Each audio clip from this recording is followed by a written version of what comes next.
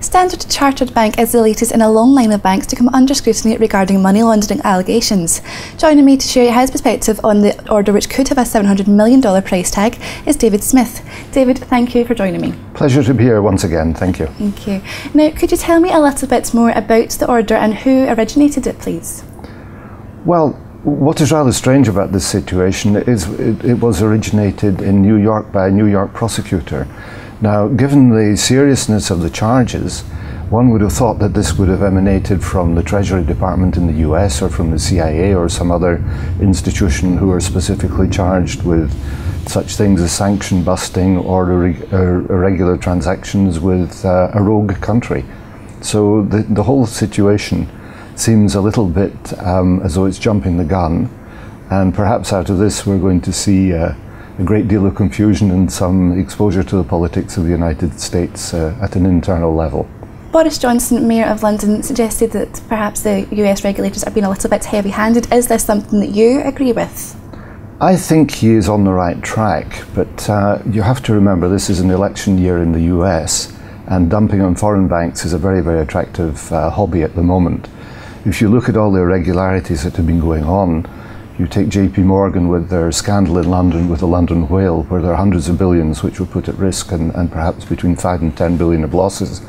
It's very convenient to focus on some other institution. HSBC was in the headlines as well for alleged money laundering.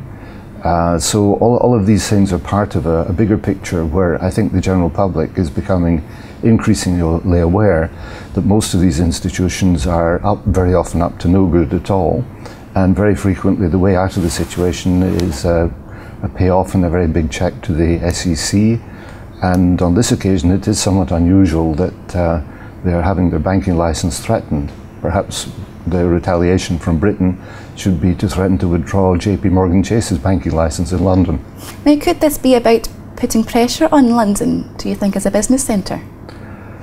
I think several people have evoked that as a possibility, and it's not impossible, but I think that the London market is extremely convenient to many of the American banks who can do a lot of their rather less, what's the word I'm looking for?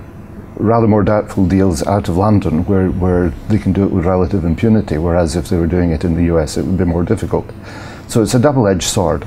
It's easy to attack and say, yes, you know, there's been pressure put on these banks, but as I say, I think there's an awful lot of this, a lot of it behind this is politically motivated. And what sort of implications do you think this could have on US banks if it is seen as a so-called attack on London? Well, I think the question for the US banks is how far do they want to push this kind of behaviour? I mean, the people who are actually doing the sanctioning are the US institutions, not the banks. The banks are being subjected to these interventions and fines and punishments and threats of withdrawal of banking licenses. This is something that could be replicated in the UK, but I don't think it's in anyone's interest to do so. One could say that it would be a good thing to get rid of all these too big to fail banks by withdrawing all of their licenses and starting from scratch, but I somehow think that that's not a viable solution. Now, Barclays, Credit Suisse, Lloyds, HSBC, the banks you mentioned, have been under the cosh for sort of similar allegations. Do you think there is a correlation between the economic debt crisis and the notion of illegal activity at the moment? Yes, I think illegal activities have been endemic in the banking system for some time. What is happening now is a much more focus by the press to a certain degree, but a much greater level of interest by the general public into what these banks have actually been doing and how they've actually been earning their money. The LIBOR scandal is the perfect example of this. And some experts have said that a big fine and a loss of banking licence for Standard Chartered could, you know, open up them or see them as a candidate for a takeover bid for other banks. Is this something that you foresee happening in the not too distant future?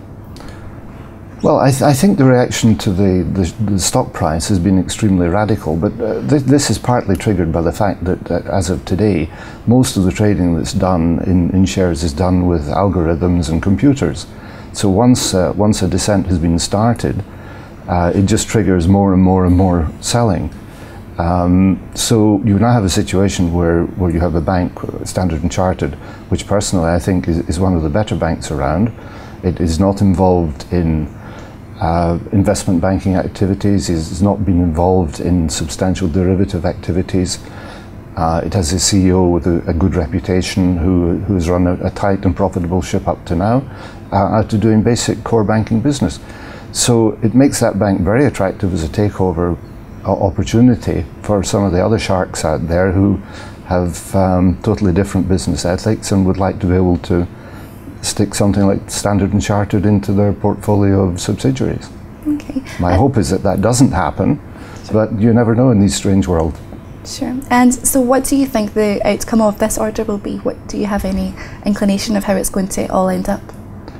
I think at this stage it's almost impossible to say. It almost looks like a preemptive strike. And we saw the last major preemptive strike in New York being surrounding Dominic Strauss-Kahn.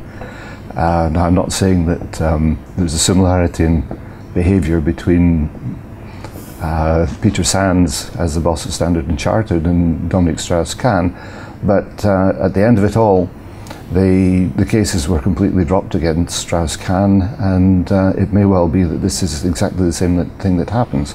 As I say, for the moment, it's a useful distraction in America for many of the problems they have in their own banking sector to knock on someone else.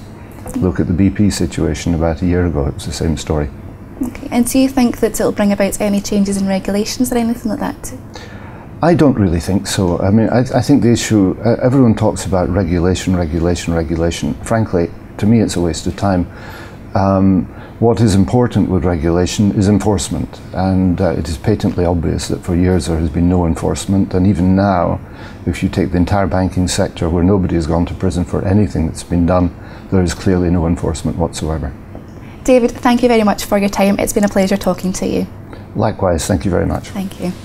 Now that's all we have time for at the moment, but click back to Dicoscopy TV for plenty more interviews like this one. But for now, goodbye.